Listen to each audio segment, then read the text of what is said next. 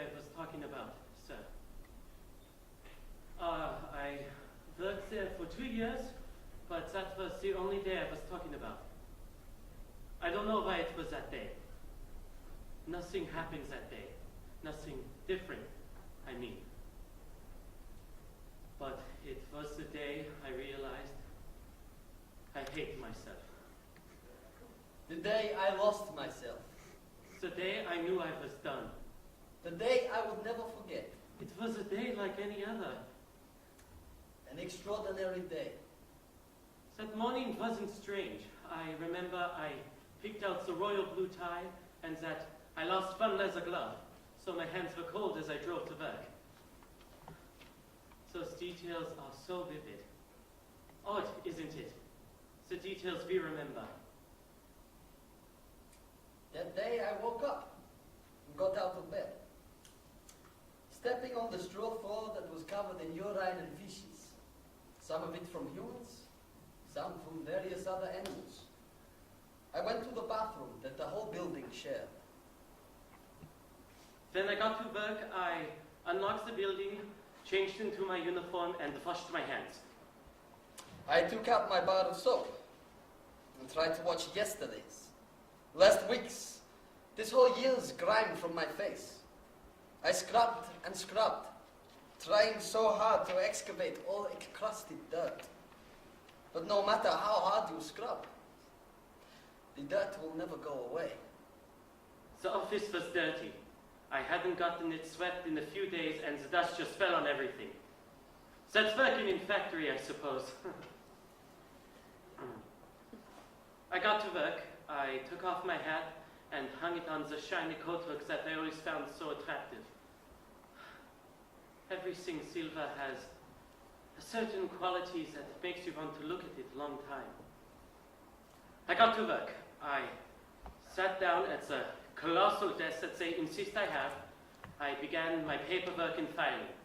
It's mostly filling out the certificates, writing out the names, the numbers we've completed each day. The numbers keep growing. More and more each day. It's for the greater good. It's for the greater good, they said. As though we would believe them. As though we were being ripped from our homes and our loved ones. We would stop to think about the supposed greater good. I came from a small town, only a couple of thousand, but everyone knew me. The man who fixes smiles. That's what I was called. I was a dentist. I kept people healthy. I helped pull out teeth from rotting gums. My friends, my brothers, even I helped the monsters sometimes. A crown, a filling. The pigs need to roll out in every last drop of gold. I wanted to help. They told me I was helping. I really thought I was too. I kept scrubbing my face. I scrubbed until my skin was red and peeling off. But the dirt was still there.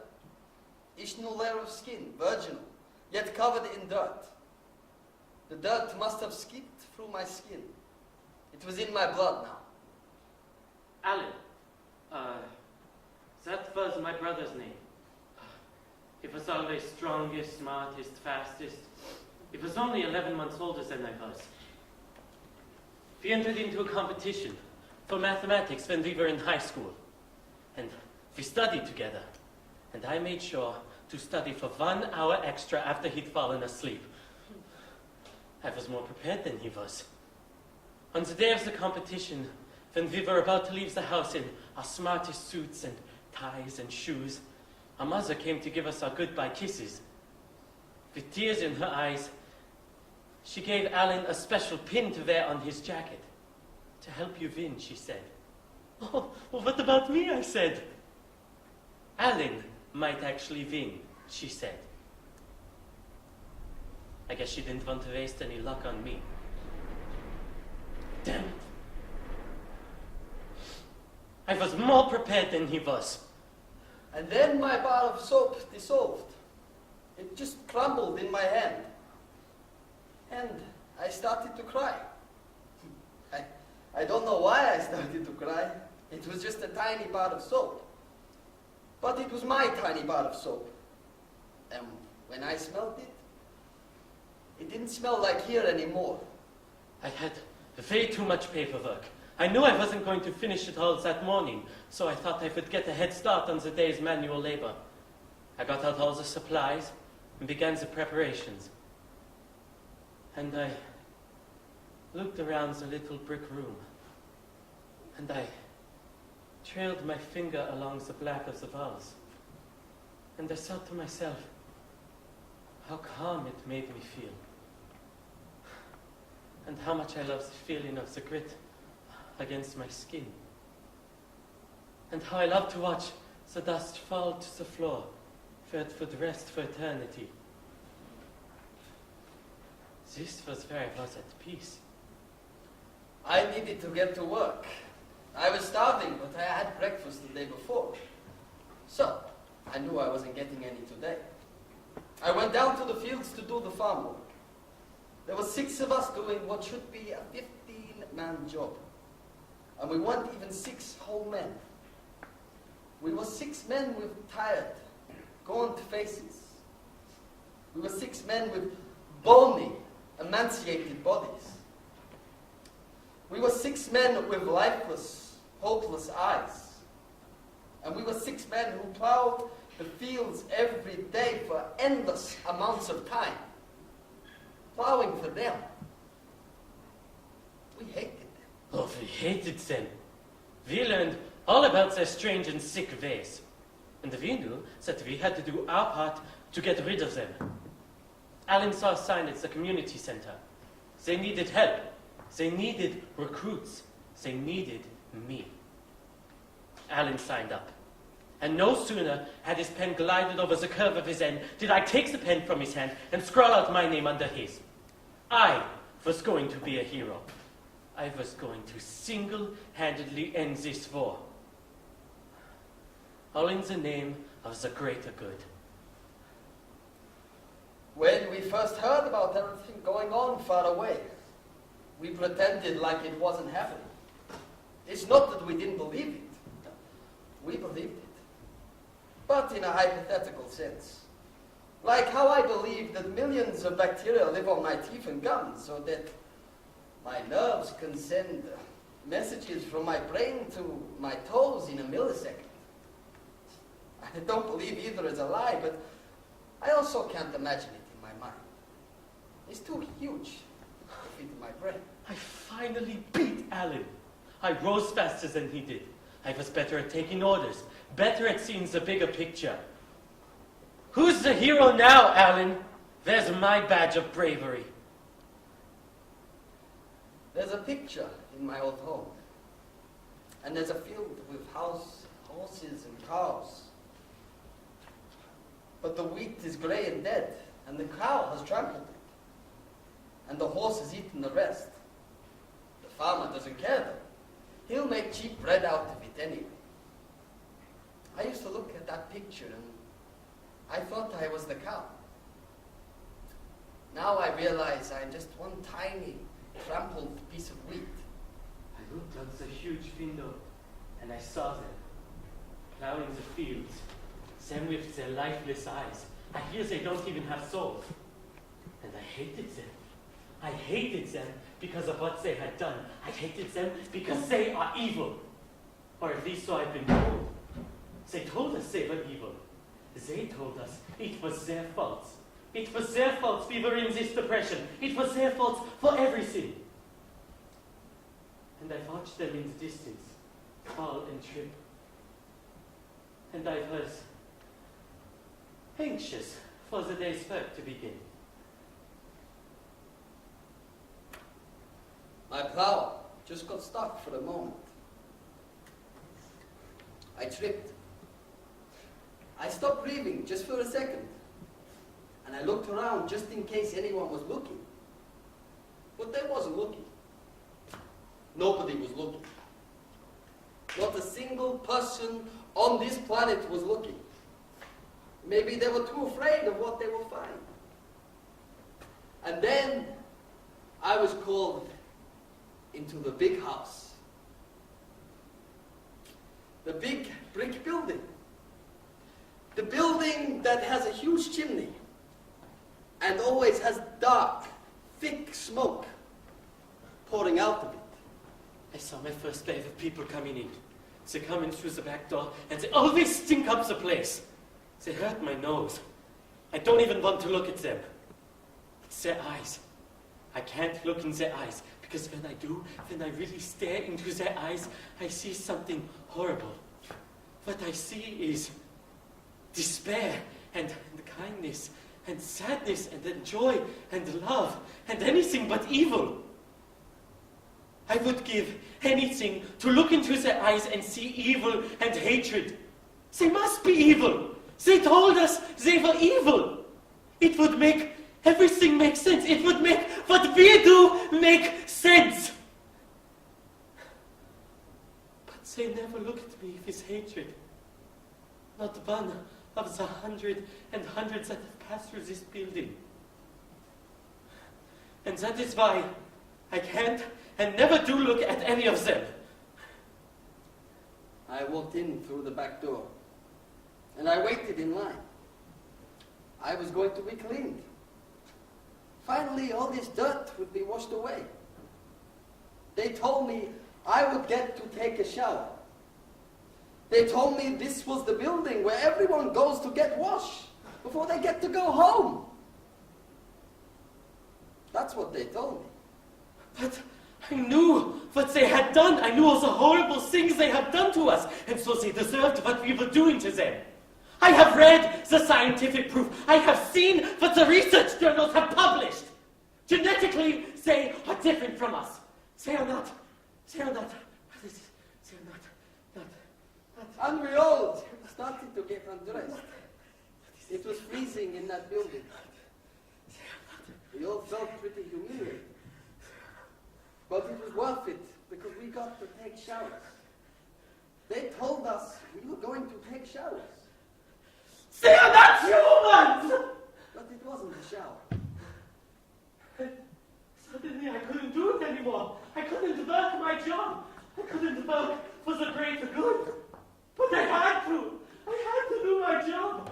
Don't I, sir? Right, sir? And we started praying. But I don't think we were doing it right. Because nobody heard us. Right, sir? Hear, O Israel!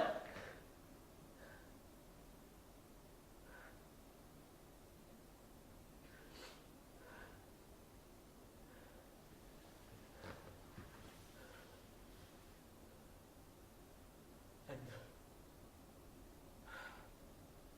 for some reason, I couldn't help but think of the girl back home. She heard I was leaving. How brave I was going to be. I was protecting my country. I was protecting my species. But most of all, I was protecting her. My beautiful Hannah. They shoved us all in. Every one of us. I don't know how we all fit. We didn't all fit. And it was tingly and felt like needles and closed in around your throat. You could feel your skin melting. And your eyes, they couldn't help but water. I would have done anything to keep my eyes from watering. Anything at all, as long as my eyes don't water. Said Ollie. Every last one of them. I closed and locked the metal door.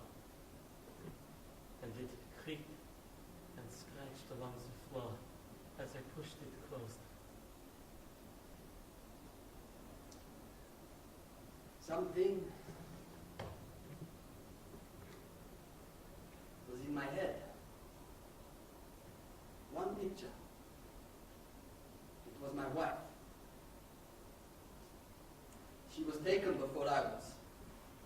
When they put her into the truck, I screamed that I would find her. I promised to her that no matter what, no matter where they would take her, I would find her. She nodded her head and smiled. And I think she really believed I would. And then she was gone. My beautiful hand. They are monsters. I was helping. It's for the greater good. I love my people. I was helping. They are monsters. It's science. It is for the greater good.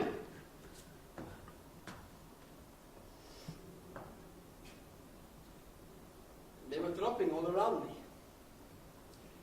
I need to be strong. I need to be standing.